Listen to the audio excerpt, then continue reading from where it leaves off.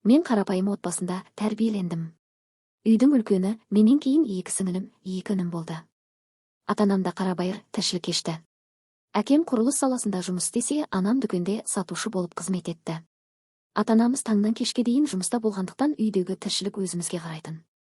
Бірді-екілі малымызды суғарып, жем шөбін малу, үй жинау мен су тасу, тамақ жасауды өзара бөлісіп алатынбыз. Сабағымызды өзіміз оқып, бір-бірімізге қарасып өстік. Екініміз кішкентай болды. Сіңілдеріміз арамыз 2 жастан еді. Сабақта екпінді болдым. Сыныптың активистер қатарында болдым. Түрлі іс-шаралардан қалмауға тырысатынмын. 8 сыныпқа келгенде алғаш рет жігіттен хат алдым. Ол өз сыныптасын беріп болатын. Сыныптың атаманы өзі әдеміше келген, бойшаң жігіт қыздардың бәріне ұнайтын. Маған хат жазып, сезім білдіргенде басқалар түгілі өзімде таң қалдым. 1-2 айдай сынап көргім келді сезімін шын жақсы көрема деп. Шынымен ізімнен қалмай жақсы көрді. Бірақ 9 сыныпқа барғанда шынайы қыз жігіт болайық, оған дейін достасып жүреміз деп айттым. Ол да келісті. Жақсы дос болдық. Үнемі дискотека вечерлерден соң шығарып салатын. Сөйтіп жүріп 9 сыныпқа аяқ бастық. Біз дос болып жүріп, бір-бірімізге бауыр басып, достығымыз шынайы махаббатқа айналды.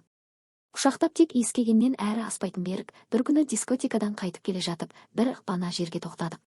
Әңгіме айтып тұрған маған жақындап келді де ерніме жабысып сүйе бастады. Осы ерніңнен сүюді көп күттім ғой жаным деді. Алғаш рет сүйіскен екеумізге әрі қызық әрі тәтті нәрсе болды. Екеуміздің деміміз жиілеп бір құшаққа айнала бастады.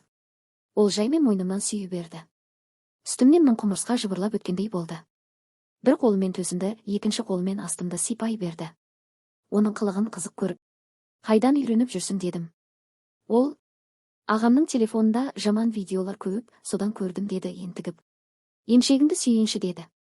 Қойшы, ұяламын. Ұялмашы, сен менкісі ғой, кейін екеуміз үйленеміз ғой деп кофтан мен төс тартқышымды жоғары көтерді де, аймалап тілінің ұшымен қытықтап сүйе берді. Мен мұндайда бірінші рет бастан кешкендіктен рахат сезім тұла бойымды шарлап барады. Ыңырсып астым сулана бастады. Ол бір уақытта жерге жатайықшы деді. Шошып кетіп, болмайды деп едім. Ештеңе істемейм сыртынан үйкеймін деді. Жерге олимпикасын төсеп, мені жатқызды да емшегімді сора берді. Қолмен трусиімді шешіп, өзінің ыстық сайманын сыртынан үйкелей бастады. Екеумізде рахат кайфты сезіне бастадық. Бір уақытта ол қатты ыңырсыды да сайманынан бір нәрсе атқылап күнтимесім үстіне төгілді. Қалтасынан қағаз алып сүртті де орнымнан тұрғызды. Сөйтіп үйге қайттық. Одан кейін біздің кездесуіміз жиілей бастады. Анам түнгі смендерге кеткенде әкем де жиі болмайтын үйді.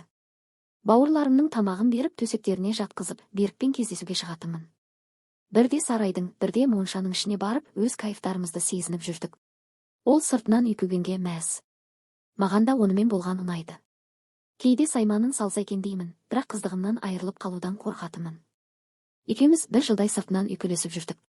10 сыныпқа аяқ басқанда берік. Мектеп бітіре сала үйленейік. Оқуға бірге кетеміз ғой. Ақыры үйреністік ой енді қыздығыңды алайын деп қоймады. Мен кейінге ысырып оңаша үйде болармыз дедім. Іздегенге сұраған бір күні анам мен әкем нағашыларымның ауылына тойға кететін болды.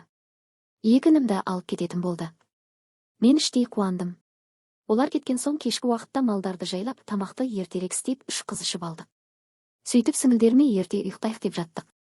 Алдында сарай ішіне кілем төсек көрпе жайып қойғамын. Берікпен де сөйлесіп қойдым.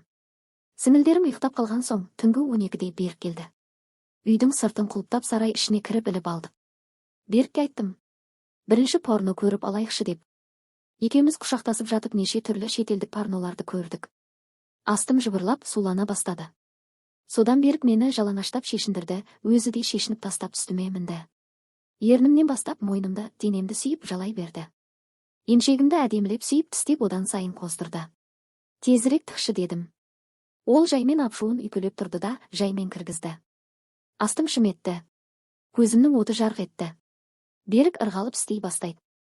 Шамалдан соң ауырғаны басылып, тәтті сезімнің тұнығына бата бердік. Шыңырау шыңына жете бергенде ол апшуын суырып алып үстіме төкті. Фонарик жағып қарасақ, көрпе қанған болған екен. Ол мені маңдайымнан сүйді. Біздің махаббат майданымыз жалғаса берді. Тек көтеріп қалмауға тырыстым. Жасырынып талай кездесіп жүрдік. Сөйтіп жүріп мектепті де аяқтадық. Жоғары оқу орнына тапсырып, мен оқуға грантпен түстім. Жігітім түсе алмады. Сөйтіп ақылы оқуға түсем деп жүргенде оның әкесі қайтыс болды. Мектеп бітіріп, үйленеміз деген ойымыз іске аспады. Мен Қарағандыға оқуға кеттім, ол ауылда қалды.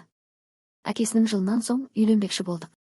Бірақ тағдыр бізді бір болуға жазбады. Өзімді Беріктің әйеліндей сезінетінмін. Талай әдемі, ыстық түндерді өткіздік. Bir жылдан соң заңды келіншегі болатынымды ойлап, армандадым және үйленерімізге сенімді болдым. Бірақ тағдыр бізге басқа тосын сый ұсынды. Bir күні группалас қыздың ауылына туған күнге бардық. Туған күнге группаласымның сыныптастары да келді.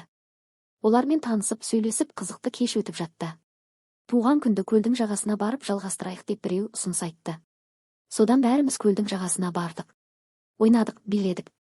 Қайтар уақытты біреусі: "Қыздар, машинамен жеткізіп тастайын, келіңдер" деді.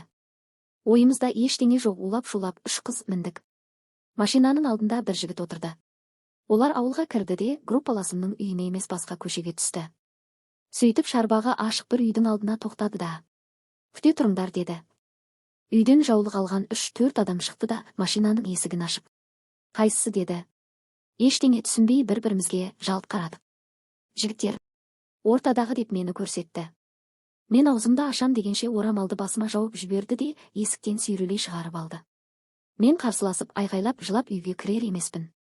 Сөз байласқан: "Жігітім бар, жіберіңдер" дедім. Олар тыңдамай. Бәріміз де осылай келгенбіз деп тыңдамай үйге сүйреп кіргізді.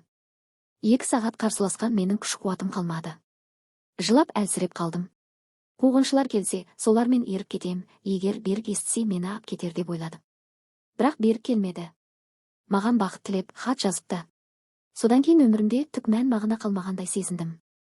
Тойдың қалай болып, қалай өткені есімде жоқ, есі ауып қалған адамдай тұр десе тұрып, отыр десе отырып жүре беріппін. Күйеуімнің қандай екенін неке түні болатын кезде көрдім. Түрі қап-қара, бойы сәл менен кішілеу, жуас жігіт екен. Ауырып тұрмын деп теріс қарап жатып қалдым. Ол да үндемей жатып қалды. Күйеуім ақылы бар жігіт болып шықты. Қашан мен дайын болғанша күтті. Қасыма 1 ай жолатпай жүрдім. 1 айдан соң түрін аяп, тағдырыма көніп бірге болуға көндім. Қыздығымның жоқ екенін білдіртпеу үшін өтірік ауырсынып жылап, оған білдіртпей табанымды тіліп жібердім. Көрпедегі қанды көріп ол мәз. Бірақ онымен болған төсек қатынасы еш ұнамады. Мүшесі де өзі сияқты кішкентай, мені қанағаттандырмады. Беріктің айғырындай болмады. Айырылып кетейін десем, ел жұрттан ұяламын, әке-шешемді абыройсыздыққа ұшыратқым келмейді. Оқуымды сырттайға ауыстырып алдық. Күйеуімнің табысы бәріне жеткілікті. Үй, машинамыз бар. Бірақ сәби жоқ. Үйленгенімізге 2 жыл болса да әлі көтермедім. Мүмкін қанағаттанбағандықтан шығар. Күйеуімнің мінезі жақсы, маған әрқашан қамқор. Қалағанымды әперіп отыр. Бірақ менде оған деген махаббат жоқ. Жақында ауылға барып қайттым. Берікті көрдім бетпе-бет. Ол да үйленген. 2 баласы бар екен. Кейін естідім, менімен жүргенде көрші ауылдың қызына барып, оны 2 қабат етіп қойыпты. Ол қыз алмасаң соттатамын деп қорқытқан екен. Сондықтан мені алып кетуге келе алмапты. Оның жүзінен бақытты көре алмадым. Етегімді ең алғаш көтерген сол еді. Түрін көріп қатты сағынғанымды түсіндім. Оның ыстық құшағын сағындым, аңсадым. Амал қанша ішімнен жылап тынып ауылыма қайттым. Соңы